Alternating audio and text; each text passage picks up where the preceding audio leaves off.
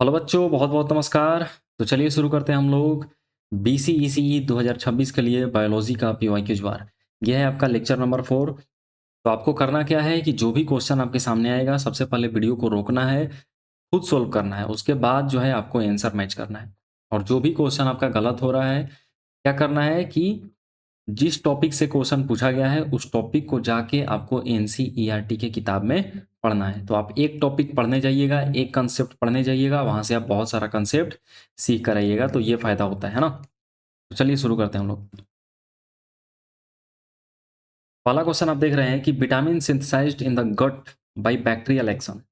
जो हमारे आंत में जो विटामिन बनता है बैक्टीरिया के एक्शन से, वो कौन सा विटामिन होता है? आई होप आप सबका आंसर आ गया होगा। करेक्ट ऑप्शन सी हो जाएगा, है ना। विटामिन B12 जो होता है ये बैक्टीरिया के एक्शन से हमारे आंत में बनता है। अब विटामिन B12 विटामिन से रिलेटेड बहुत कई बार जो है क्वेश्चन आपके एग्जाम में पूछा गया है, और इस साल भी एक्सपेक्टेड है कि विटामिन से रिलेटेड क्वेश्चन आ सकता है ना। कौन सा विटामिन के कारण, की कमी के कारण कौन सा डिजीज होता है, उसका साइंटिफिक नेम क्या है ना। जैसे विटामिन B12 की बात करें तो इसका साइंटिफिक नेम क्या होता है? कोबालमिन, है ना। इसकी वजह से कौन सा डिजीज होता है? पर्निशियस अनेमिया, है ना, जिसकी वजह से आरबीसी का कमी हो जाता है ब्लड में। B1 को क्या बोलते हैं? B1 का साइंटिफिक नेम क्या है? थियामिन। B2 को क्या बोलते हैं? राइबोफ्लोबिन। C को क्या बोलते हैं? विटामिन C को एस्कॉर्बिक एसिड। इन सब की कमी की वजह से क्या होता है? तो B1 की वजह से हम जानते हैं बेरी बेरी, है ना, जिसमें भूख का कमी हो जाता है, वेट लॉस हो जाता है। B2 जो होता है इसकी वजह से चिलोसिस, है ना, fissuring at the corner of the mouth, जो हमारा मुंह का जो कॉर्नर होता है वहां पर फिसर दरार टाइप का आ जाता है, व्हाइटनेस टाइप का होने लगता है, तो ये विटामिन B2 की कमी से होता है। सी की कमी से क्या होता है? स्कर्वी होता है ना, मसूड़ों से खून आना शुरू हो जाता है। तो ये सारा चीज जो है इंपॉर्टेंट है, विटामिन का सेक्शन बहुत इंपॉर्टेंट है, ये आपको करके जाना है एग्जाम में। खैर, हमसे जो क्वेश्चन पूछ रहा था उसका करेक्ट ऑप्शन सी हो जाएगा। चलिए अगला क्वेश्चन जो है आपके लिए। क्वेश्चन बोल रहा है कि nucleic acid was discovered as nuclein by. Nucleic acid का खोज जो है किस साइंटिस्ट ने किया था? तो फ्रेडरिक मिक्सचर ने। करेक्ट ऑप्शन ए हो जाएगा ना, मिक्सचर साहब ने जो है कब किया था ये भी आपसे पूछा जा सकता है। तो 1969 में न्यूक्लिक एसिड का जो होता है खोज किया था एज ए न्यूक्लिन के रूप में। आई होप ये सबका सही होना चाहिए। तो आप देख रहे हैं कि ये सारा क्वेश्चन जो है आपके एग्जाम में आया हुआ है, तो आप देख रहे हैं कि मैक्सिमम क्वेश्चन जो है वो NCERT बेस्ड ही रह रहा है। ये भी देखो अच्छा क्वेश्चन है। Which is not an essential amino acid. ये बायोलॉजी में भी और केमिस्ट्री में भी इस टाइप का क्वेश्चन पूछा जाता है। कौन सा इसेंशियल अमाइनो एसिड नहीं है? इसेंशियल अमाइनो एसिड कौन होता है? जिसको हम लोग बाहर से लेते हैं, है ना, जिसको हम लोग डाइट के थ्रू लेते हैं। जो हमारे बॉडी के अंदर बनता है उसको बोलते हैं नॉन इसेंशियल, जिसको हम लोग डाइट के थ्रू लेते हैं उसको बोलते हैं इसेंशियल। तो टोटल 20 अमाइनो एसिड है। तो 20 अमाइनो एसिड में से आपको या तो इसेंशियल और नॉन इसेंशियल किसी एक को तो आपको याद करना पड़ेगा।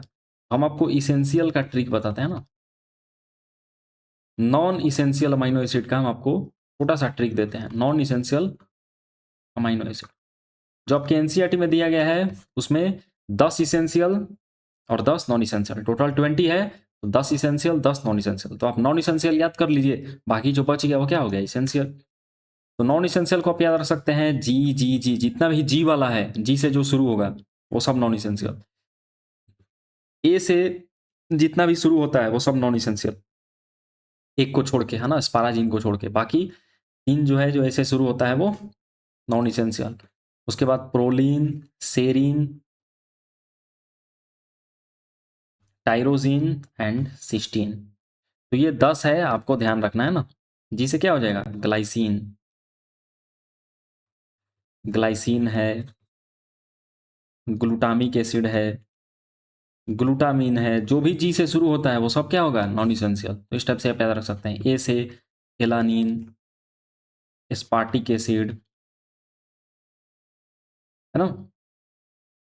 उसके बाद क्या हो जाएगा? एलानिन, एस्पार्टिक एसिड, अस्पाराजीन, ये भी क्या है? Non essential. एक ऑर्जाइनिन है ना, एक और ए से शुरू होता है, अर्जाइनिन। ये क्या है? इसेंशियल अमाइनो एसिड है, तो इसको आपको ध्यान रखना है।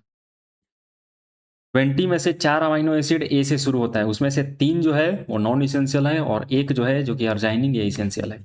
बाकी पी से क्या है, प्रोलीन, एस से सेरिन, टी से भी बहुत सारा शुरू होता है, लेकिन जो टाइरोजिन है वो नॉन इसेंशियल, और सी से सिस्टीन। तो ये सब जो है नॉन इसेंशियल आप देख सकते हैं 10। तो हमसे पूछ रहा है which is not an essential amino acid, मतलब कौन सा इसेंशियल नहीं है, मतलब नॉन इसेंशियल के बारे में पूछ रहा है। तो देखो जी से शुरू हो रहा है, ग्लाइसिन क्या हो जाएगा, non essential. Correct option C. बाकी वैलिन, थ्रियोनिन, लाइसिन, ये सब जो है इसेंशियल अमाइनो एसिड है। हमसे पूछ रहा था नॉन इसेंशियल मतलब कौन सा इसेंशियल नहीं है, तो करेक्ट ऑप्शन सी। अगला क्वेश्चन, क्या करना है, वीडियो को पॉज करना है, फिर आपको आंसर अपने दिमाग में सोचना है, जो हम आंसर बताएंगे उसे मैच करना है। एंटीबॉडीज यार, एंटीबॉडीज क्या है जी, 5 प्रकार का एंटीबॉडीज होता है ना, उसको याद रख सकते हैं हम लोग गम दे से। IgG, IgA, ये साइज के अनुसार भी आप इसको याद रख सकते हैं। सबसे बड़ा IgG, फिर IgA, फिर IgM, IgD, IgE। तो एंटीबॉडीज क्या होता है, ग्लाइकोप्रोटीन होता है ना, करेक्ट ऑप्शन ये हो जाएगा। कार्बोहाइड्रेट नहीं होता है, न्यूक्लिक एसिड नहीं होता है, नॉन, इनमें से कोई ये भी नहीं होगा, करेक्ट ऑप्शन ए। एंटीबॉडीज क्या है, ग्लाइकोप्रोटीन है। चलिए अगले क्वेश्चन पे, biological species concept was given by, biological species विचार दिया गया था किस साइंटिस्ट के द्वारा, जॉन रे, अर्नेस्ट मायर, हॉल्डेन या फिर ग्रांट। करेक्ट ऑप्शन बी हो जाएगा ना। अर्नेस्ट मायर के बारे में एक और चीज पूछा जाता है, इनको हम लोग डार्विन ऑफ 20वीं सेंचुरी, 20वीं सदी का डार्विन इनको बोलते हैं। ये भी क्वेश्चन कई बार पूछा गया है कि 20वीं सदी सदी का डार्विन जो है कौन साइंटिस्ट है, तो अर्नेस्ट मायर है ना। अगले क्वेश्चन पे चलते हैं, mutation was discovered and name by, mutation का खोज जो है और नामकरण किस साइंटिस्ट ने किया था। ऑप्शन है डार्विन, लमार्क, डिवरीज या फिर मुल्लर। करेक्ट ऑप्शन हो जाएगा हुगो डिवरीज है ना, सी। म्यूटेशन का डिस्कवर जो है किसने किया था, हुगो डिवरीज ने किया था। अगला क्वेश्चन देखो, बंडल ऑफ फिश जो है कहाँ पाया जाता है, किडनी में, ब्रेन में, लंग्स में कि हार्ट में। बहुत आसान क्वेश्चन है ना जी। बंडल ऑफ फिश हो गया, एसे नोड, एबी नोड, एसे एन, ये सब कहाँ पाया जाता है, हार्ट में। Correct option D. अगला क्वेश्चन है देखो, BCEC 2014 में पूछा गया है, इसके साथ अदर एग्जाम में भी ये क्वेश्चन पूछा गया है। The site of photosynthesis in blue green अलगी, blue green अलगी में बोल रहा है कि प्रकाश संश्लेषण होने का जो साइट है वो कहाँ होता है। प्रकाश संश्लेषण किस जगह होता है, किस साइट में होता है। ऑप्शन है क्रोमेटोफोर, माइटोकॉन्ड्रिया, क्लोरोप्लास्ट की root hair. Correct option A है ना। देखिए ग्रीन प्लांट में जो होता है फोटोसिंथेसिस कहाँ होता है, क्लोरोप्लास्ट में होता है, लेकिन ब्लू ग्रीन अलगी में फोटोसिंथेसिस जो होता है वो क्रोमेटोफोर में होता है ना। अगला क्वेश्चन देखिए, multiple fission in amoeba, amoeba में जो मल्टीपल फिजन होता है उसको क्या बोलते हैं। ऑप्शन है सीजोगेमी, गेमिटो, गोनी, स्पोरोजोनी या फिर ओस्पोरुलेशन। ये भी आपका BCEC 2004 में पूछा गया है। करेक्ट ऑप्शन इसका डी हो जाएगा है ना। तो मल्टीपल फिजन होता है अमीबा में, उसको क्या बोलते हैं, ओस्पोरुलेशन। स्पोर जो है वहां पर रिलीज होता है ब्रोस्टिंग के बाद। अगले क्वेश्चन पे चलते हैं। अगला क्वेश्चन है कि Chlamydomonas and Chlorella earlier placed in algae within plant both having cell wall are now placed together in which new kingdom, choose the correct option.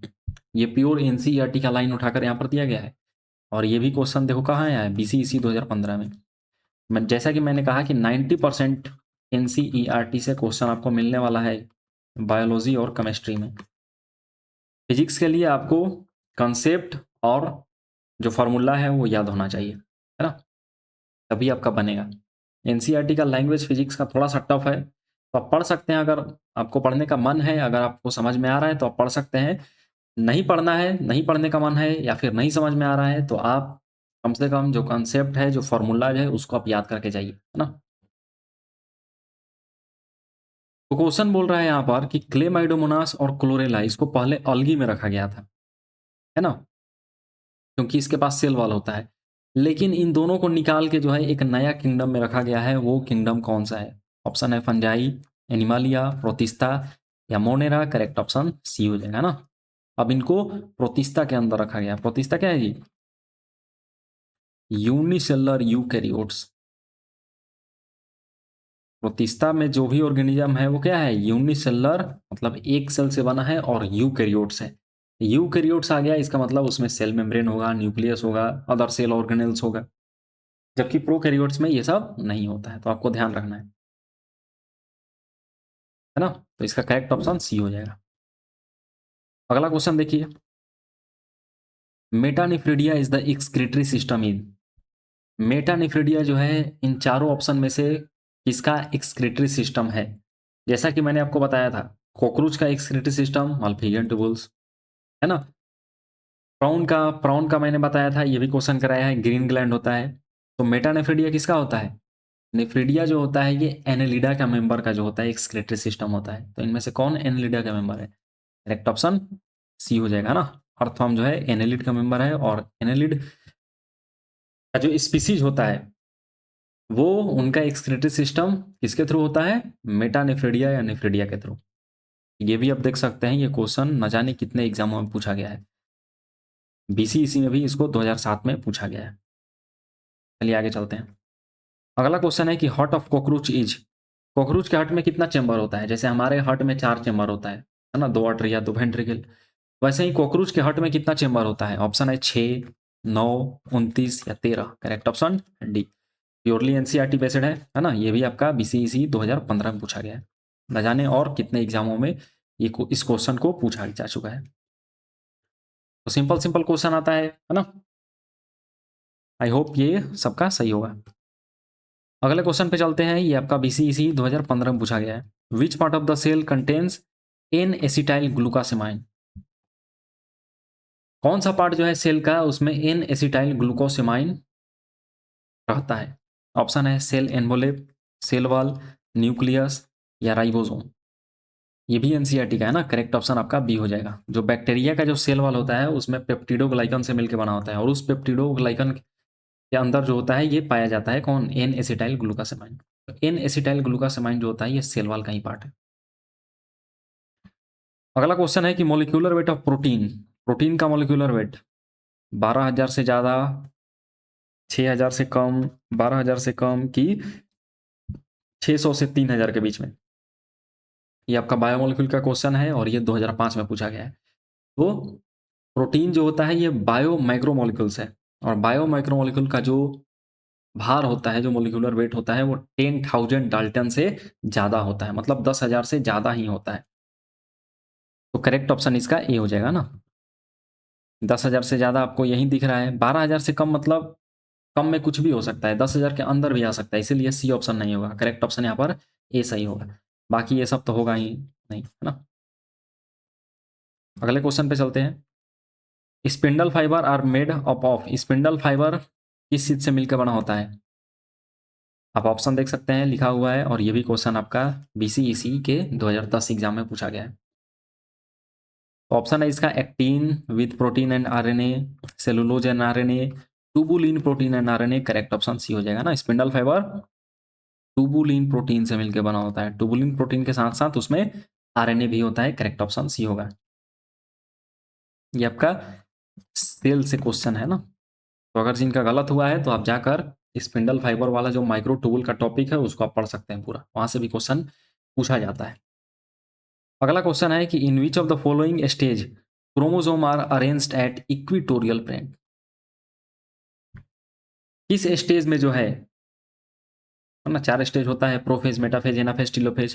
तो किसमें जो है क्रोमोसोम इक्विटोरियल प्लेट पे अरेंज्ड हो जाता है इस टाइप से, है ना। आपको पता है, बहुत ही आसान क्वेश्चन है। करेक्ट ऑप्शन बी हो जाएगा, मेटाफेज में।